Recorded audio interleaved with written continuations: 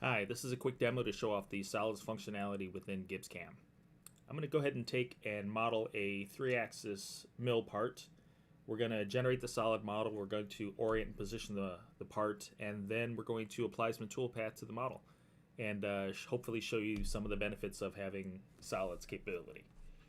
So I've got a standard 3-axis mill MDD set up in here, and let's go ahead and do some drawing. So I'm going to start with a basic rectangle. Let's go about 4.25 and maybe 6.5 in X. This will just draw a connected rectangle, and we'll put the origin right at the center. So I'm going to click Do It. So you can see it's outside of my document controlled workspace there. So I'm going to use the hotkey Control tilde and shrink wrap my stock around my part. And if you go into document control, you can then see the actual extents of the rectangle there. So once I have that, I usually like to do my modeling in isometric view. It gives me a little bit more of a spatial awareness. So now I'm going to take and double click on that rectangle, and I'm going to bring up my solid modeling palette. So it usually starts with just the one palette, but you can open up the first two icons to give you some additional functionality within solid modeling. So I'm going to take this rectangle and I'm going to use the extrude tool. I'm going to extrude this up 0, and I'm going to extrude it down, say 1.5678. just to give me a random number there. And I'm going to click Do It. And so you see it extrudes a solid model up in 0 in the positive direction and negative 1.5 and some change in the negative direction. I'm going to do another shrink wrap. Now my document control will reflect where the top of my stock is and where the bottom of my stock is. So once I have that, I'm going to create another rectangle. So I'm going to create another rectangle, and this one I'm going to put the origin at the upper right corner. I'm going to leave it 4.25, and let's call this 3 inches in X. So I'm going to double click into here and use my interrogate button to find where the corner of this is. And so it's going to put the corner of this at the corner of that rectangle, and there I have a second rectangle there. So I'm going to double click and delete the first one. Let's put this in the body bag just for clarity. And I'm going to extrude this down. Let's call it negative 0.765. Do it. So I have two solid models here, my full rectangle and a smaller one. So I want to subtract that out there and make a step in my large rectangle. So what I'm going to do is I'm going to select the model that I want to keep, which is the full rectangle here in the body bag. Hold down Control, select the second model, and then I'm going to subtract. And so it's subtracted where those two rectangles interfere with each other. No longer need that geometry. I'm going to get rid of it, and I'm going to highlight the edges just to make this a little bit easier to see here. Okay, so up here I'm going to put a little slot. So I'm going to draw a circle, and let's put this circle at, say, negative 2 inches. I'll give it a Y of 2 inches, and we'll call it 0.25 radius. Oh, that's a little bit too high. Let's go back and change that location. Let's give it a Y of negative 1.5 inches. There you go. Then I'll take this one and I'll modify and duplicate and mirror it around the Y-axis. Make another one up here at the top side. Now I'm going to turn these two holes into a slot. So I'm going to Control click one, click the other, go down here to line. It already recognizes the two circles, and I'll click single line. And it gives me all the options of tangent lines. So I'm going to select these two outer ones, click OK. This one, it by defaults it to one side of the arc or the other, so it's just a matter of hitting Control T to reverse that arc. And so now I have 2D geometry for a slot. I'm going to take and double click that, go back into my solid modeling, and I'm going to extrude it up. Up, it doesn't matter as long as I can see it to select it. So I'm going to just go up 2 inches, and I'm going to go minus 5 inches. Doesn't matter because I'm subtracting the volume between these two models. So I'm going to select what I want to keep, what I want to get rid of, and now I have a through slot in my part. No longer need the 2D geometry, so I have a clean model here. Now on this side over here, I'm going to take and use face selection. I'm going to select this face down here, right click, and extract the edges. This way you can take and create 2D geometry from any three-dimensional model. So if this were working the other way and I was importing a model, say from my engineering department or a customer, I could import it and I wouldn't need to create any geometry. I could extract the geometry directly from the model. So I'm going to extract these edges. And so now you can see I have this nice blue rectangle here.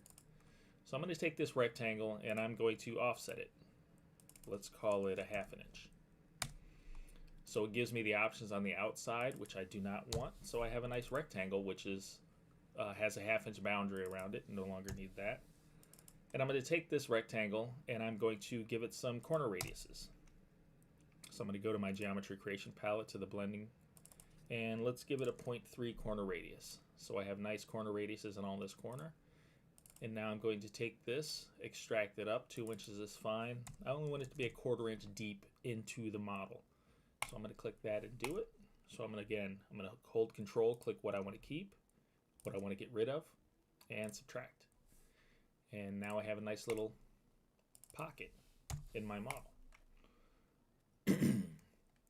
What I can also do is I can turn on edge selection. What edge selection does is it highlights all the edges of your model. So I can select this edge of the model here. It's not 2D geometry, it's just the edge of the model.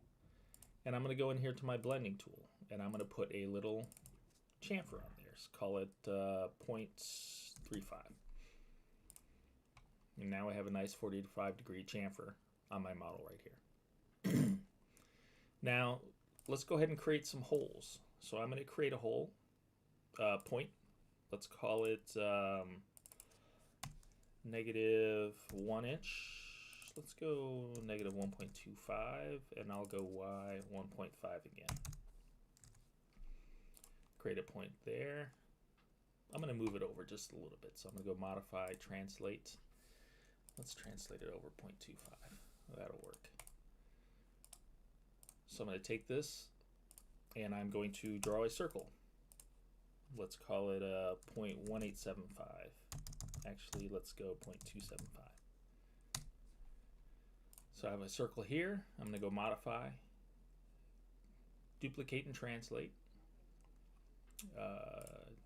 And I'm going to go -1 inch. Let's go 2 times.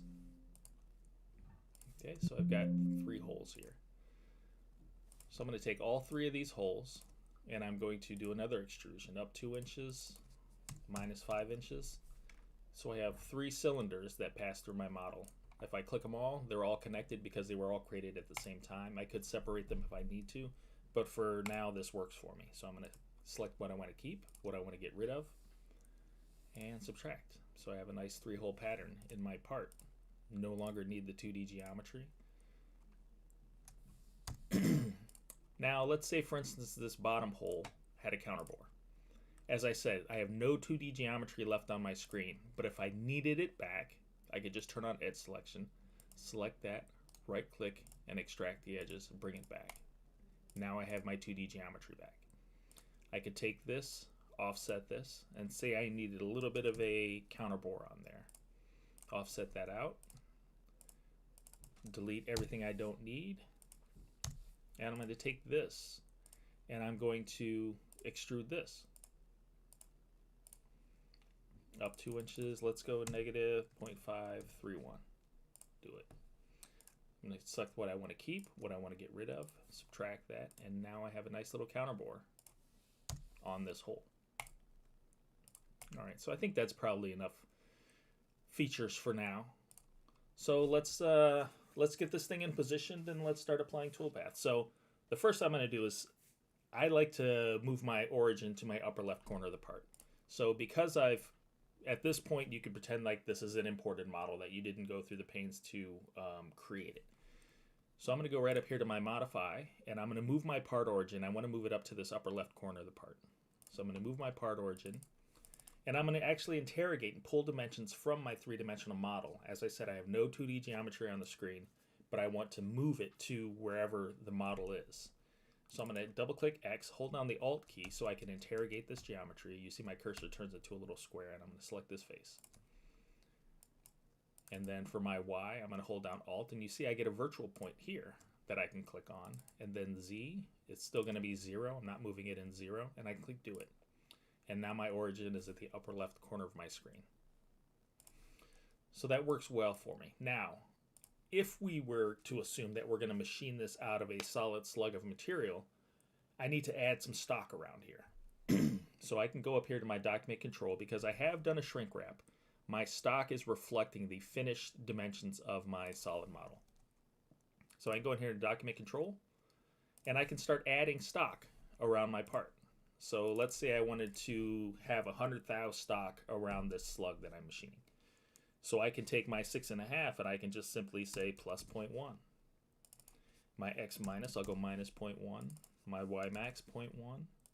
And then I'll just go a little bit more minus for my y min stock. And you see I now have a 100 thousandths boundary around the periphery of my part.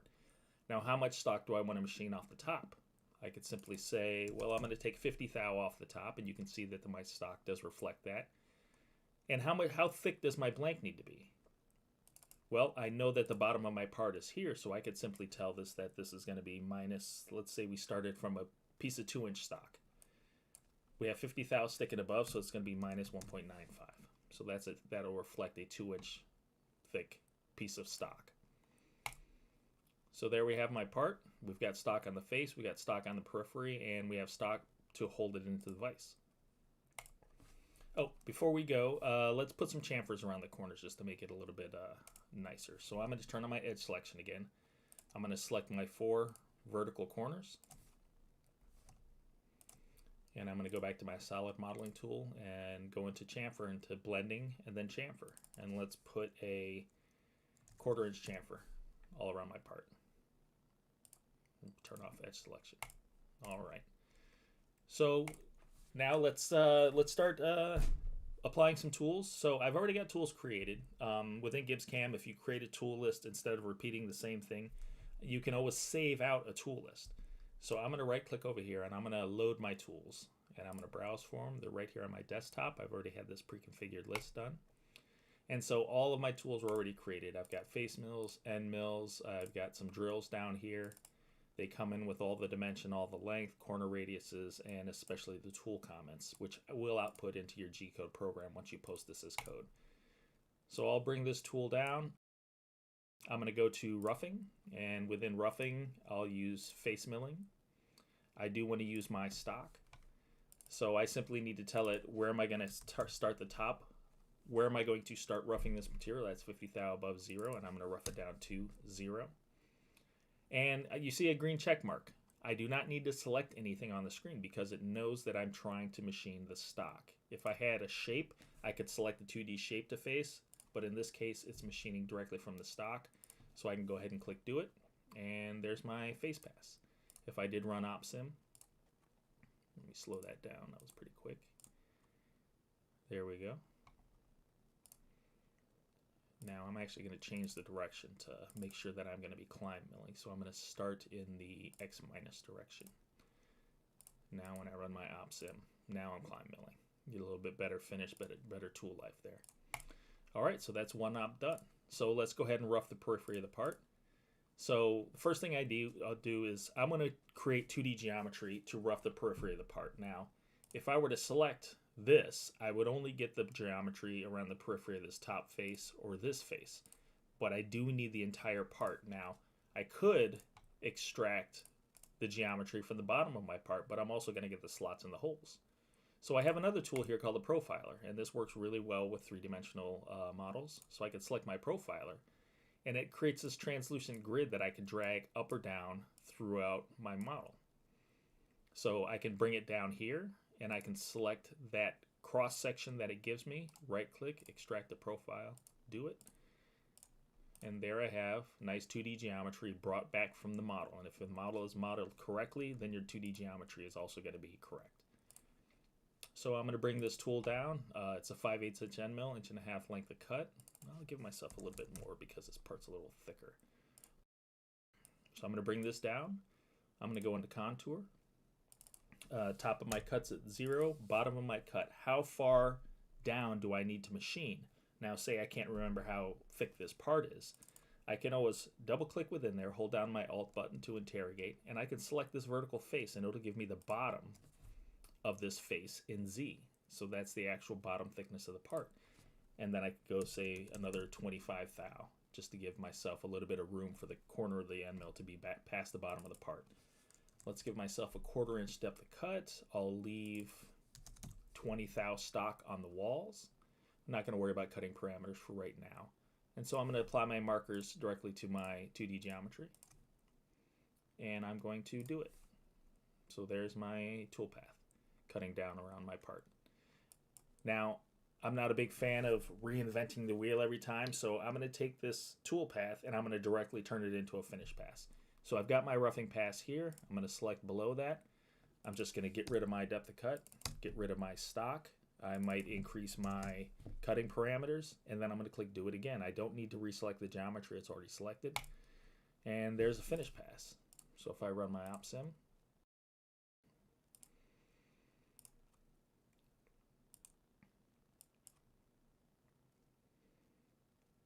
and then there you go. So now, let's see. Let's say I did my roughing pass with tool 2 and I did a finish pass. The roughing's causing a bit of wear on my tool. I want to separate that. So my finish pass, I decide I want to change tools. I've got another 5/8 tool here. I'm just going to put that one down on top of the operation and click redo. And now all of a sudden my finish pass is already set at tool 3. It's as easy as that to change tools when you're creating 2D geometry or 2D toolpath. So I'm going to clear that, deselect over here. I've got one op, face op, roughing profile, finish profile. Let's go ahead and machine this big step. So on this step, without applying too much geometry to each work group, I like to split them up. So this first work group, I can call this my outer profile. Oops, sorry, fat fingered there.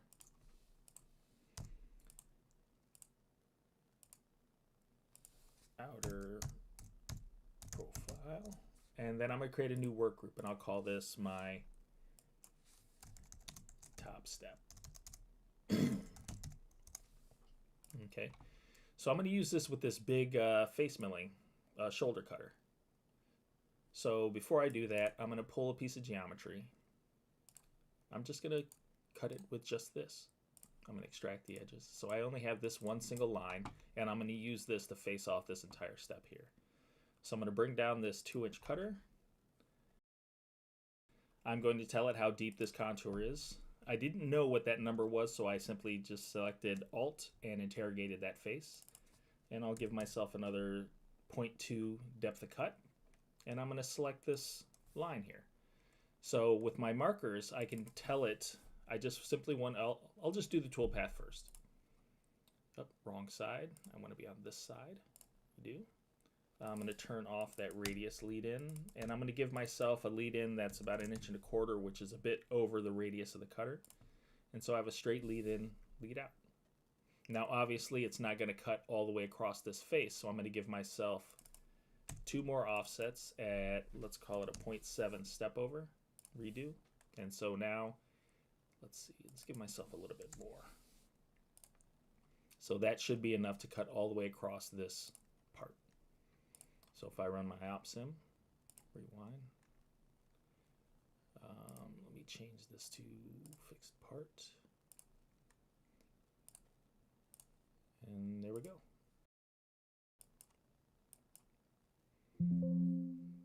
Okay, it's got crash detection. Let's turn that off. And so it's telling me it crashed because I ran out of flute length on my finish tool. So that's what that's telling me for tool 3. So for tool 3, I'm going to give myself a little bit more flute length, and that should make that crash go away. Okay. So now I have my part looking like this. Not too much further to go. Now let's go ahead and machine this pocket. Now, there's not too much geometry on the screen, so I'm simply just going to select this model, the face of this model, right-click, extract the edges, and I now have my 2D geometry for my pocket. Now, one of the advantages of having models is I could dimension this to try to figure out what this radius is, but because I do have a model, I can simply go to face selection and select that radius and use this solid inquiry button. And that will give me the radius of the part, which is 0.3. So I know that I can get in there with a 1/2 inch end mill, anything up to a 1/2 inch end mill. So because I've already got a 5/16 created, I'll just go in and use that. So I'm going to bring that down. I'm going to create a roughing pocket. Top of my cut is actually going to be down here. Again, I'm using the model to pull that dimension, and I'm also using the model to pull the dimension for the bottom of the cut. We'll do it in 2 passes. I'm going to do an offset. Select my model and do it. So there's my cut for that pocket. Here we go.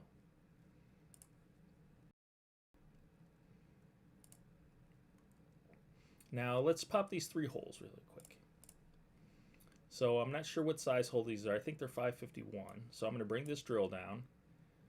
I'm going to go to my holes, tell it top of the cut, and I'm going to pull the geometry for these 3 circles. Now, when you're drilling holes, you can drill from a point or a circle. Doesn't matter. So even though this circle is a larger diameter, it's going to drill on center, so the drill will not care. Now, how deep do I need to go? I'm just going to hold down Alt, select the inside of that bore, and I'll give it, say, another 50 thou just to make sure the corner of my drill breaks through the bottom of the part. Select my 3 circles and do it. So now I have a drill that breaks through the bottom of my part. The drill tip angle, it will calculate that in. Let's change this to 140. Say this is a large carbide drill. So once I've changed that, if I go back into here and redo, oops, I have to pull the corner of my drill. So I want to tell it again, that's where the bottom it is. And it will automatically calculate where the tip of the drill is going to be. So I can take the corner of the drill, go another -50, redo, and so now my drill will break through the bottom of my part. Can run an op sim. And there's my holes. Now, one of the advantages of having solid models is you can start to bring in fixtures. So whether it be a toe clamp, a 1, 2, 3 block, if you're in the MasterCar website, they have solid models for all of their fixtures, or car lane, I believe you can import solid models. So you can bring in fixtures of models. Now what I'm going to do is I'm going to import a vise, as if we're holding this big block into a vise. So I'm going to go to plugins, and I'm going to go to macros and use my load vise. So this is telling me how far I want to grip the part and where I want the center of the stock. I want that to be in the center of my vise, so I'm just going to simply click OK. And so this brings me in a 6-inch Kurt style vise, and I'm clamping on a 1/4 inch of my stock. So when I do run my op sim, I can actually see my block, which really helps if you're creating setup sheets or if you want to bring in your operators to kind of give them a better visual indication of how this works. Then they can see their fixture inside the actual model. Now, one of the things I'm going to do is, what I can do is I can take and change this body type to a pure fixture. And what that'll actually do is, say this was higher. I'm going to take this model and I'm going to raise it up another 1/4 inch, as if my part is sitting just a bit too deep into my vise. So because my vise is sitting so high, my tool path now interferes and it would hit the vise jaws. So if I now click redo to accomplish that operation, you can see that the vise is now interfering with the part. If I redo this, you can see it will not allow the tool to create tool path where it's interfering. So you essentially have a collision avoidance by using solid models and designating them as a fixture. So it will prevent that. And if I run my op sim, you can see that the first tool cut into the vise jaws. But I can go in here and turn on my retracts. And there you go. It will now not allow it to cut into my vise jaws. So again, I run my op sim, it will prevent that. And you can set up different amount of boundaries on how much you wanted to stay away from your fixtures. So that's one way of using a solid model as a kind of a collision avoidance on the cam side. So hopefully this shows you some of the benefits of using solids when you're creating 2.5D mill parts. And please let us know if you have any questions. Thank you.